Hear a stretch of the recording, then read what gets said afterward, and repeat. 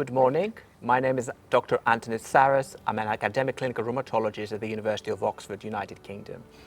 Good morning, everyone. My name is Mohamed Shipa. I'm one of the academic rheumatologists from UCL London. We're excited to welcome you to Day 3 of EULAR 2023 Annual Congress here in Milan today. The first session I would like to highlight today is the novel insights into disease taxonomy and immunophenotyping. This is a fascinating session that will be held in Amber 3 and 4 between 10:30 and 12 o'clock SHIPA. And we'll have amazing abstracts, 8 in total number, that will explore new immune abnormalities and biomarkers on autoimmune rheumatic diseases such as primary Sjogren's syndrome, systemic lupus erythematosus and lupus nephritis, as well as antiphospholipid syndrome. That sounds really fascinating, especially we're talking about a lot of talk about the biomarkers. I'm especially a fan about the biomarkers, and hopefully this will help us to understand the personalization of the new immune therapy. Absolutely.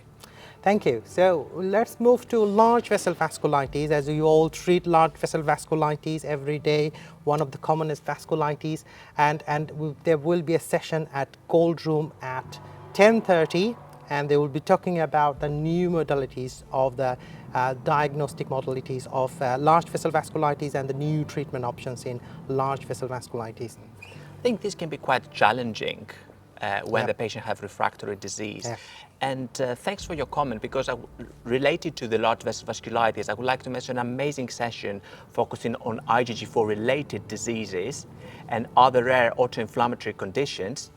And that is again an oral abstract presentation session that will be held in Brown 3 between 10:30 and 12, and there will be 8 oral presentation exploring novel therapies and treatment-related options in IgG4-related diseases, as well as novel mutations and disease activity assessment tools, such as the use of PET-CT scan for disease activity evaluation.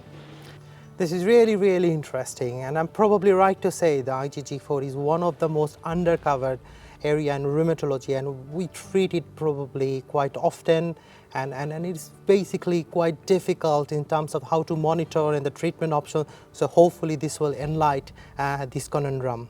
And it often requires a multidisciplinary team approach. Yeah, absolutely. So I would like to highlight one important session in this year. So there will be a session from HPR at Amber Room 5 and 6 at 1:30, and they will be talking about the sexual health and how to invite your patient, how to make them comfortable in the clinic, and how you can basically address their concerns and their problem. That's going to be a really fascinating one. Yeah, thank you so much for highlighting this session, Sipa. And I think this is a skill that we often lack as clinical rheumatologists, and hopefully we can update our communication manners and other skills related to those hot topics. Absolutely. Yeah.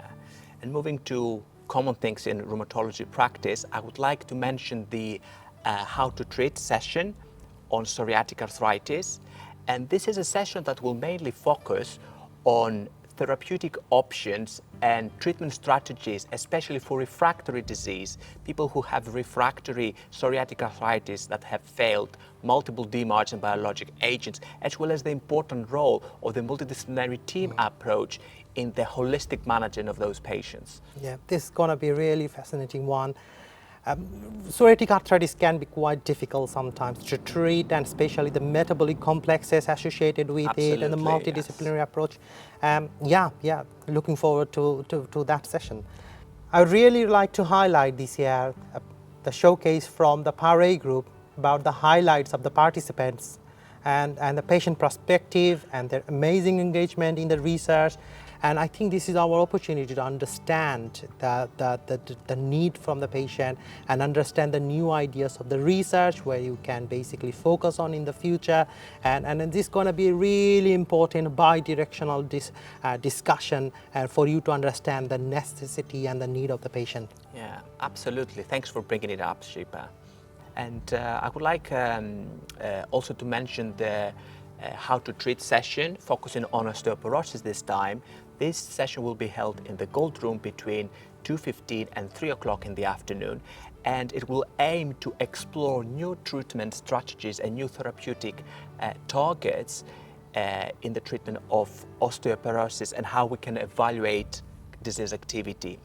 And in this session, recommending treatment sequences and treatment strategies will be discussed, involving multiple subgroups of patients with osteoporosis that is often a complication of other rheumatic diseases. Yeah, absolutely.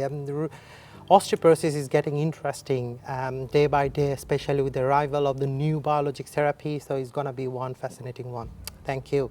Now, Anthony, let me ask you one question. Do you believe in mixed connective tissue disease, or MCTD? I do believe, and I think it's an entity with a distinctive immune phenotype and clinical pathology, but it's different to overlapping syndromes. Yep, absolutely. There are so many complexities and the confusion about undifferentiated connective tissue disease, mixed connective tissue disease, and overlap syndrome. And if you're dealing with this conundrum, I'm sure you are dealing with this. This is one session that will be held at Cold Room at 3:45. Yeah, this is a challenging topic, and I think everybody will enjoy the discussion. Hopefully. Yeah. And this is the end of the highlights for day 3 in the EULAR 2023 Congress here in Milan. Thank you very much, and we hope that you will enjoy all the sessions as we will. Looking forward to see you all. Thank you very much. Thank you.